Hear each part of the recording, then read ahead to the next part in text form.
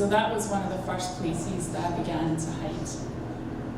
I hid my emotions from myself, from my family, from anybody that knew me.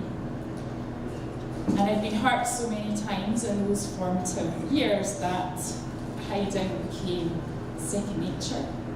It became that place that didn't cause me any pain. And so that experience of hiding in those formative years kept going. So when I was 20, I hid behind the facade of being slim, being attractive, and hiding behind clothes and things like that. And so that was my persona, and that was where I hid for a while. And then when it came to school and moving on from school, jobs, careers, relationships, I moved around a lot because I didn't want to be found. But then in my mid-20s, I met my now husband, and he was the complete opposite of the way I'd become. He was super friendly, had lots of friends, and was really sort of the life and soul of any party. And so what I didn't realise at the time was that here was someone that I could hide behind. So for years I would hide behind my husband, and then my children came along. I have 2 children, Brooke and Oscar, who are now teenagers, and what do you think I did? I hid behind my children. Is that something that you feel that you have done in your life? So it wasn't until I hit my 40s that my biggest period of hiding arrived. When I turned 40, I decided I was going to become a personal trainer.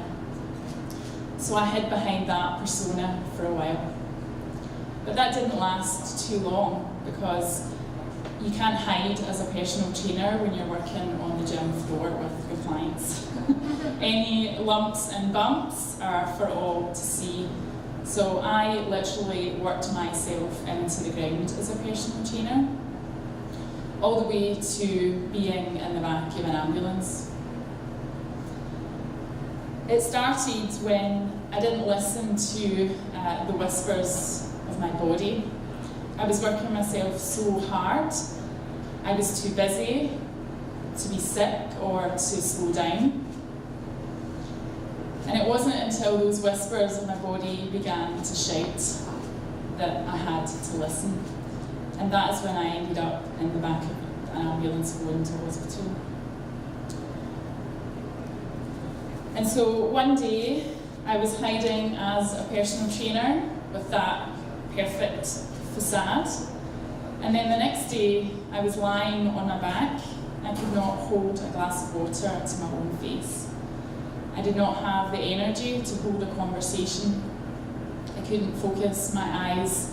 I couldn't get out of bed. So literally, I had lost that identity that I had created, that I had been hiding behind. So I lay there in bed thinking, who was this person? Who was I going to become, and what was going to happen next? And so the eight months that came after that were the longest time of my hiding.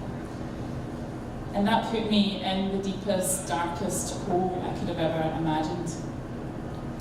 I was embarrassed that I was no longer that fit personal trainer. I was someone that couldn't tie their own shoelaces. And so I described that time as being 10 stories under, but in reality, I feel now that I was actually hiding 10 stories down. So after 10 courses of antibiotics within an 8-month period, my body didn't know what was going on. All the countless tests and the specialists couldn't figure out what was going wrong with my body. And looking back, I realised that nobody could find me because I was in that deep, dark hole where I was hiding. And the funny thing is, it was infection that was hiding in my body that they couldn't pinpoint and they couldn't understand. So after 8 months of hiding in the dark, not speaking really to anybody outside my family because I didn't have the energy, I was embarrassed, I decided one day to stop hiding. And that day was in the summer. And it's one of the things I love about Canada, is the summer.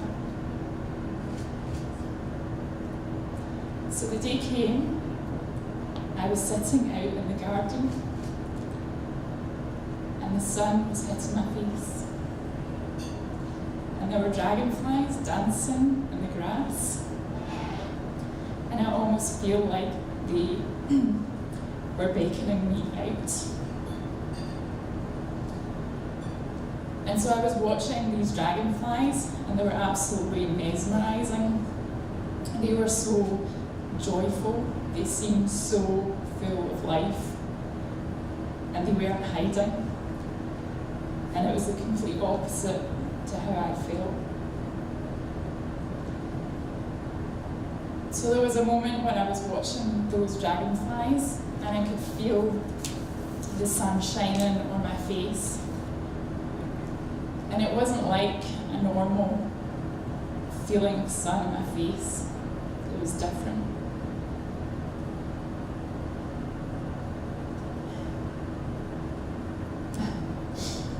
And it was a feeling of warmth that said, I see you, I support you, and I'm here. And that was really emotional, and it just gets me every time, because it was so powerful. But today, I am standing in front of you as a 45-year-old woman who is now proud to say I'm 45. And I can look back and understand that I have been hiding for most of my life. But since that moment of feeling that I've been found, I've been reminded at different times with the wind wrapping around me that tells me I am seen. I've been reminded by the butterflies fluttering around me that I'm on the right path.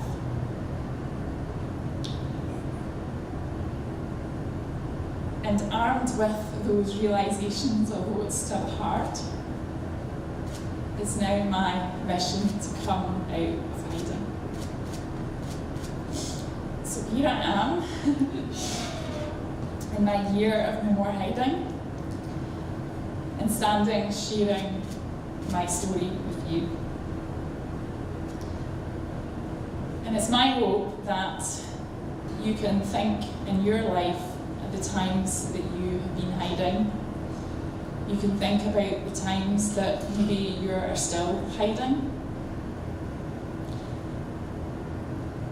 And for me to encourage you to step out from behind those hiding places and have your moment in the sun. So here's to my year and your year of no more hiding.